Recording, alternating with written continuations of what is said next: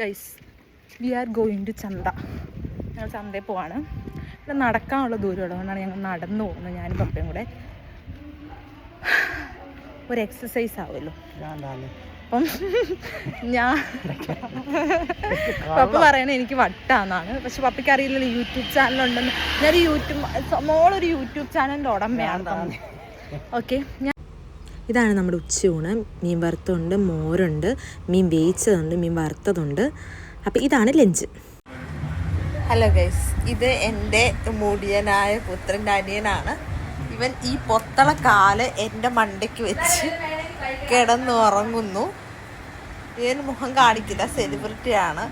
കാണിക്കണ ചുണ്ടു അങ്ങോട്ട്. ഈ പൊത്തള കാല് എന്നെ കൊല്ലാൻ എൻ്റെ മണ്ടയ്ക്ക് വെച്ച് കിടന്നുറങ്ങുന്നു. അതാണ് ഈ പുരുഷൻ ചെയ്യുന്നത്. ഇയാളൊരു